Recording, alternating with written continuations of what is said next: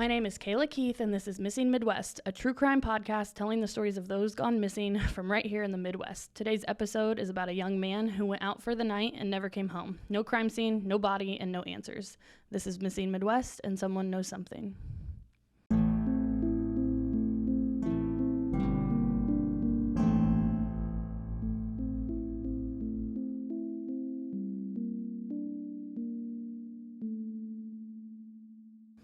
Hi. What's up? We're back. We are. Episode 4. Let's do it. I'm excited. I'm excited every time we come in here to record. It's fun. Yeah. Love being here across America. I'm tired today, though, because Roman was up at 5:20 this morning playing Christmas music. He came and asked if we could watch TV, and we just said yes because we didn't know what time it was. And then we heard Christmas Shoes, right? Yeah, which is like the most depressing Christmas song ever. And we looked at random. our phones, and it was like 5:30. All right, So, Roman. I'm tired. He's 5. Yeah, so we came from that to here to record, so Yeah. need some Coke. Yep. Coffee and a Coke. Yep. A Coke to drink. Just down some coffee down at Doubting Thomas here. That's what I did. Good stuff. All right. Are you ready for another story? Let's do it. So today we are talking about Kevin Nugent, and I just really hate this one because it's only 5 years ago. Yeah. And it's just, that's so soon. And the other cases were like the 80s, the 90s, and I mean, those are still like a thing, but like, I don't know, this one just felt closer. Yeah. Too close to home. And it's also more from like an active case, really. I mean, yeah. And it's in Fort Wayne, which I've been to Fort Wayne. We've been to Fort Wayne, so it's like, I don't know, it just felt different than the other ones. So Kevin was born on October 4th, 1993, and I think that I was born in 93 too. So that's why, I don't know, he's also 30. He would be 30. He was 25 when he went missing. He would be 30 today. He's an Asian male. He had black hair, brown eyes. He was 6 feet tall, 170-ish pounds. So average guy, right? 6 feet. Seems pretty average to me. Yeah. He was last seen. He was wearing a dark blue jacket, tan skinny jeans, and black Vans. He was said to be a really great person. He he was a prankster. He loved to prank his family. His family says Henri, yeah. He brought smiles and laughter literally wherever he went. They said he was very, very protective of his little sister and his mom. And so mama's boy, has my heart. I love my little boys, mama's boys. So like I said, December 8th, 2018 is when he went missing. And he was in Fort Wayne, Indiana, which Fort Wayne is pretty big. Yeah. I mean, we've been there. I love to craft. And so we have a Joann's and a Hobby Lobby in Kokomo, but we don't have a Michael's. So if I want to go to Michael's, the closest one is Fort Wayne. And there's like 3 restaurants around Michael's that I like to go to, so I tag along with her when That's she goes the only to way Michael's. I can get you to go to Michael's is if I say we can go out to eat at one of the restaurants. Hey, listen. But Michael's just has some craft things that like every craft store, if you craft, like certain things are at Michael's, certain things are at Hobby Lobby, certain things are at Joann's. So every now and then I have to take a trip to Michael's in Fort Wayne. And then also we have a flower shop. And so our wholesaler, Gassafee, wholesale florist, they send a truck to us and they come from Fort Wayne. So every day a truck from Fort Wayne comes to our shop. So every now I've had to go up there before to get flowers. So, I mean, that's really the extent of my Fort Wayne experience, but I've been there. You've been there. Yeah, I've been there a bunch of times. Yeah. Oh, the zoo. We go to the Fort Wayne Zoo a lot. Fort Wayne Zoo. When I played football in college, we'd play at St. Francis there. Oh, yeah. So I went there a handful of times. I've been to card shows up there. Oh, yeah, you do go to that. Okay, you go a lot more than I do. Oh, yeah. Wow, okay. So you might know the area then, because it's like a very popular area in Fort Wayne. But they have, the population was 262,000 people, and that translates to $16 generals. $16 which seems excessive to me. Imagine the decor you could rally I mean, I love Dollar General. $16 generals. I really do. When's Dollar General going to sponsor this podcast? If we go to a new town and there's a Dollar General, you can bet I'm going. We just went to, where was Angry Donkey? Michigan Town in Indiana. We heard of a restaurant called Angry Donkey, and Kayla was like, I can't wait to get there. And I was like, I know, this food's going to be so good. And she was like, I hope they have a Dollar General. Listen, you cannot sleep on Dollar Generals. Their home decor section, my goodness, it's nice, okay? So, and they all carry different items, so you have to hit them all up. If there's a new town, you go to their Dollar General. Even if you have one in your own town, I'm telling you, go to the new one because there's going to be something different. If we're going to talk about $16 Generals. We need to get them on the horn. Sponsor our podcast.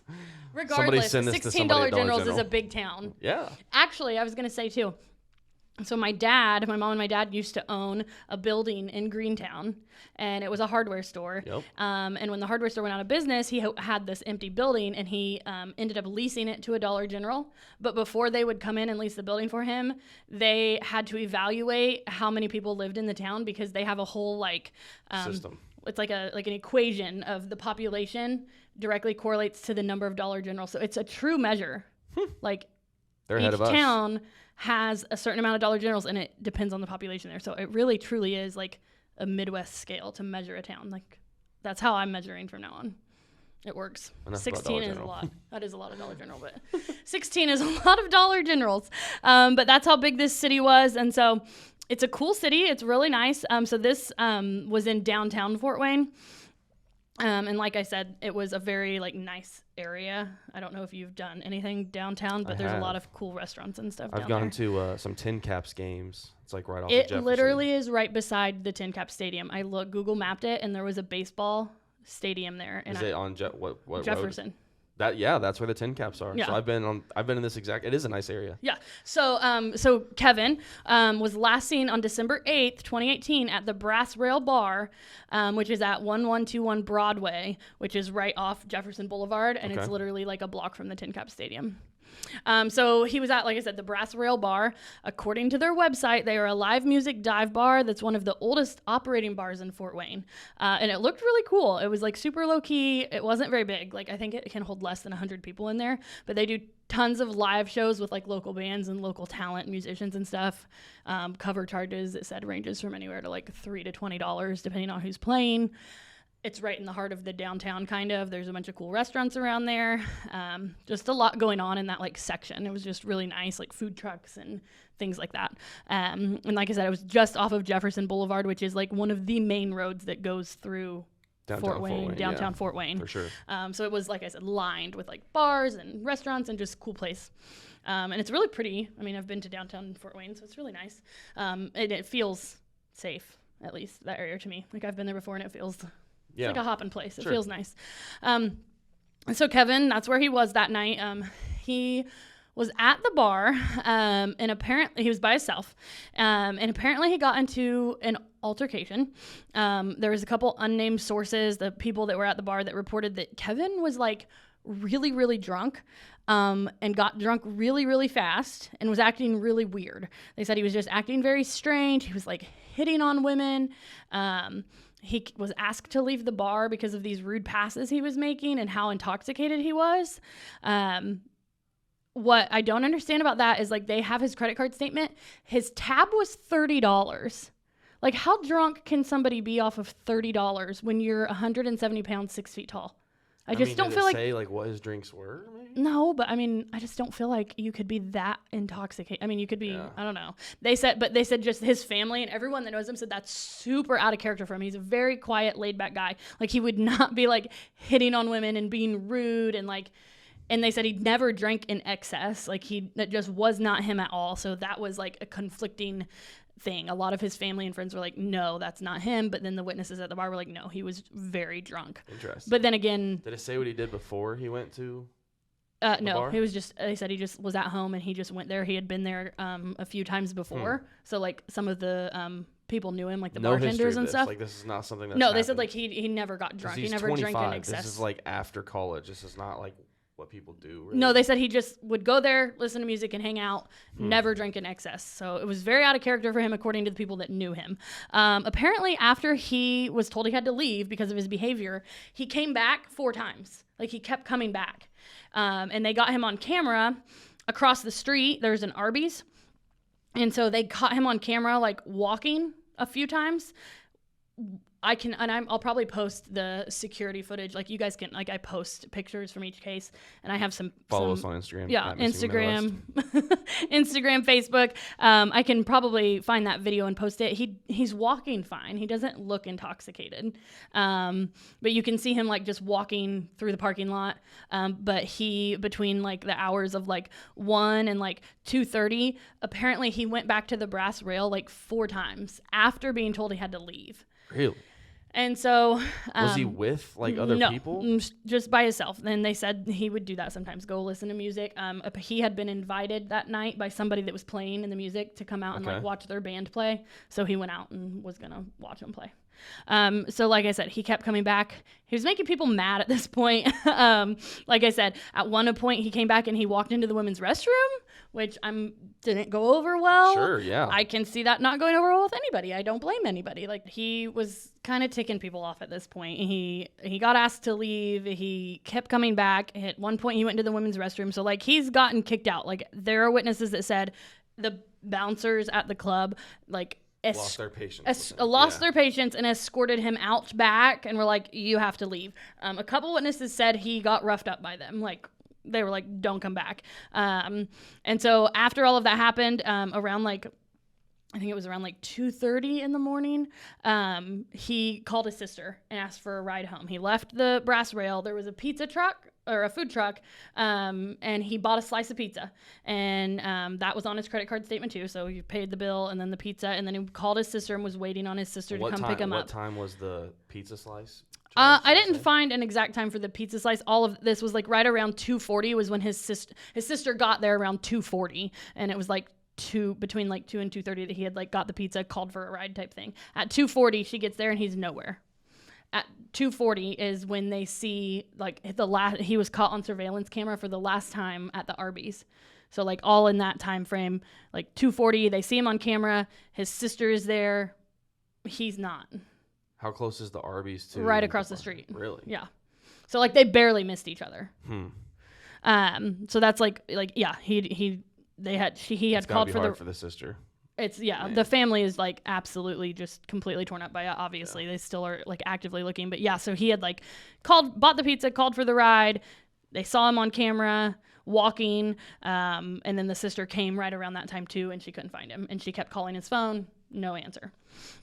You said earlier that he looked fine in the surveillance film. Yeah, and in all the surveillance footage. Yeah, and they have the 2:40 surveillance footage, because I think they saw it like 2 or 3 times. They saw him like walking back and forth between like the Arby's and going back to the bar, you know. So the last one, he was just walking. He looked fine to me. Like, he didn't look like he was stumbling or anything. That's interesting to me because he's drunk enough to be kicked out of the bar and to not recognize his sister calling him. Right, like that's what I'm saying. That's he's walking fine. Like that's. It's weird very to me. inconsistent to me. That the family's like, he wouldn't have done that. He doesn't drink a lot, and then everybody else in the bar was like, yeah, he was really drunk, but his bar tab doesn't seem to show that he would have had a lot of alcohol anyway. So I don't know about all that. And so, like I said, his sister arrived to pick him up, and he was nowhere to be found. Wasn't answering his phone.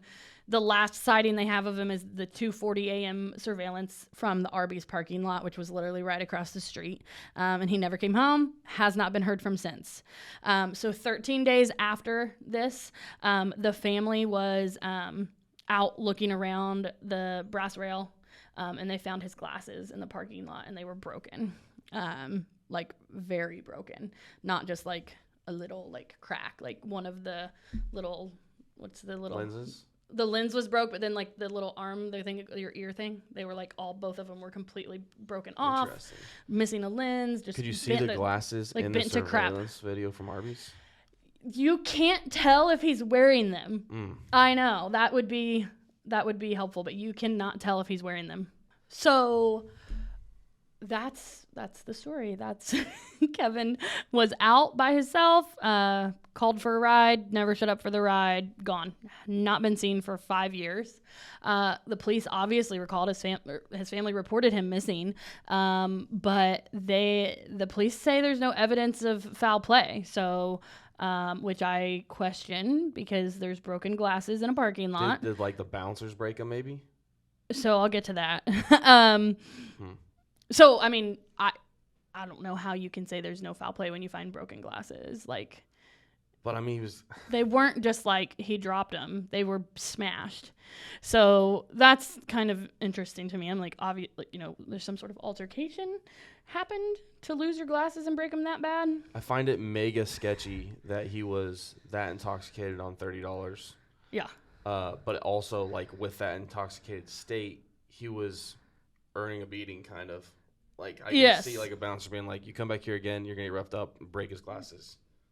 That's a mean thing to do. I've never been a bouncer, but the guys was a problem. Walked in the girls' bathroom. I mean, yeah. I don't know. But, like, did they talk to the bouncers? I think after 4 times, they should have just called the police and been like, there's a problem with this guy. I don't think breaking your glasses is okay. Yeah, I don't know. Never been a bouncer. Yeah.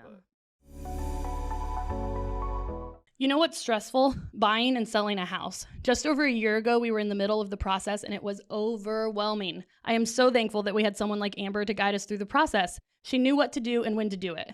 You were so concerned about pricing and loans, and I was just concerned with the colors and the layout. Oh, you remember that? Yes.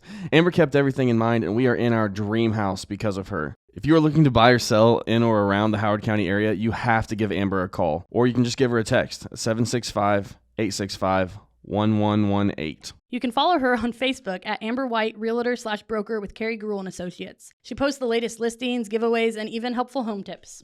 We are so grateful for Amber and all her help. Okay, so the rumors. Here we go. You ready? Hit me. Theories, Hit me with the rumors. theories. Okay, so of course, with any missing person case, you can never 100% rule out 2 things. 1, a kidnapping. I mean, that is always a possibility. Right. Crime of opportunity. Somebody saw this guy walking. He was intoxicated. I snatched him. Did something, I don't know, sex trafficking, or it could be anything. There's, as we know, there's terrible people everywhere. So Right. I don't think that's likely in this case. I mean, it could. It could be. Dude. 6 foot. Yeah, that's what I'm saying. 6 foot tall. Did you say 6'7"? I said 6 foot. Oh, okay. 6 foot tall, 170 pounds. It doesn't seem likely to me, but like I said, can't rule it out. And then also, you can't ever rule out that he just wanted to go missing. Again, I don't think that's possible. But it's just fascinating to me that in a missing person case, like, you really can't rule those out because it really could happen. Especially when it goes this long, like you're dealing in a 1% or 5% possibility situation. Yeah. So, I mean, I don't think those are it, but like I said, got to mention them. Okay, so after that, though, there seems to be 2 consistent theories between locals in Fort Wayne of what happened to Kevin Nugent that night, okay? So, number 1, I read a lot about him falling into the river and it being an accidental drowning. The St. Mary's River was like 6 to 7-ish blocks away, and he would have had to walk in that direction to get home.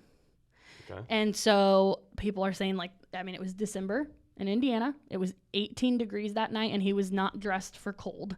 So I don't know about walking that far in the cold with no I mean, I wouldn't want to walk that far in any weather, but he could have. He could have been like, I'm going home. Like, I'm just going to walk home. I don't know why he would have literally called his sister and then left, but he wasn't really making a lot of sense anyway. Right. And so, and also, we got to remember, I don't know how drunk you can be off $30. Drunk enough to fall in a river? I'm not sure. Also, my thing with that, bodies float. So, 18 degrees, it's frozen. Yeah, that's true. They never said anything. I don't think the whole river would have been frozen solid. I mean, it depends. Indiana, our weather changes like every other day. I was going to say, like, it doesn't really have to be frozen. 18 degrees at night. I mean, sure, there was ice. It wasn't not freezing during the day, but I'm sure there's ice in it, but I doubt it was. Obviously, it wasn't completely frozen through, if that's a very popular theory that he fell in the river. Yeah. So, but regardless, bodies float. So I think, like, he probably would have shown up by now. I would like to know the, like, percent chance of error with searching a body of water, like, in general. Probably tons. I mean, it's probably like 50-50 on a good situation. Yeah. You're in December, or what month is it? December. I feel like that drastically reduces your chance of finding something in there. But to never have found something to this point 5 years later. To never found something, I think, is slim to none. So anyway, that's one main theory. The other theory, biggest theory that I found, there's a lot of people on board with this. I think I might be on board with it too. The brass rail. A lot of people are like on the conspiracy theory cover-up train with the brass rail. They say it's actually pretty obvious. He was being a jerk. He kept coming back. They told him not to, and instead of calling the police, they took him out back, beat him up, broke his glasses, and they beat him up, went a little too far with it, and he died. I mean, he could have hit his head, or I mean, it was a gravel lot out back. He could have hit his head. And instead of calling, they covered it up. So something popped into my head earlier. I didn't say anything because I didn't know if we were throwing, brass rail under the bus or not. But, like, you mentioned calling the cops. You were like, if he comes back 4 times, you call the cops. In my head, I was like, most bars are not trying to call the cops ever. Yeah, so that's for another... a lot of reasons. That's not just a brass rail thing. That's like bars in general do not want cops coming around because a lot of the people in there don't want the cops coming around either. Yeah, I agree with that. So what happened with that, or what's going on with that? The brass rail. There's a lot of bad light on the brass rail, which I'm not at all for. Like, talking out against a small business or anything. Right. And I'm not doing that, but apparently they turned over the footage from the front of their establishment and from the side, but they would not give the back camera footage, which seems like a red flag to me. Which I didn't understand with that one because I didn't read. If the police got a warrant for the security footage, they would have had access to all the security footage. It never said in any of my research if there was a warrant involved. All I found was that the brass rail was not being super complicit with the police and that they handed over some of the footage. There could be a whole bunch of reasons that don't include Kevin as to why any business would not want their backdoor footage. Yeah, I guess, unless you're trying to clear your guys' name of a missing person. Yeah, so like I said, a lot of the people are throwing shade at the brass rail and their employees for like covering this up or doing something, going too far with it, and then covering up his death. And then, so I'm going to read this quote from, actually, this is from Kevin's dad. This is a quote that he put on Facebook because somebody had commented and said, like, why hasn't the surveillance footage been released from the brass rail yet? And this was the response from Kevin's dad, okay? He said, because what went on there that night, you wouldn't want it to be public. Just like the owner states that calling the police would have taken them so long to get there, yet the police are always around, which tells me that what they were doing to him was self-justice, beating up on their patrons to solve things instead of doing what was right. A simple 911 call would have had our son home and not some godforsaken place. Everyone involved in that night are responsible, and karma is making a list. F*** them all. Plus, they only released the inside and very little outside because it showed his mom's vehicle waiting for him out front, even though he was taken out back. There were witnesses to say he was taken out back? Yes. That's enough to get a warrant, you'd think. Right? I don't know, but listen, the police say there's no foul play involved in this. They said there's no evidence of foul play, and he's over 18, so they're like, this man is just... He's missing, I'm sorry, but like no foul play, no crime scene. There's really not much they can do about it. They're not doing much. And listen, like I am not one to ever speak out against the police, okay? Like I love the police. I am a Enneagram type 1.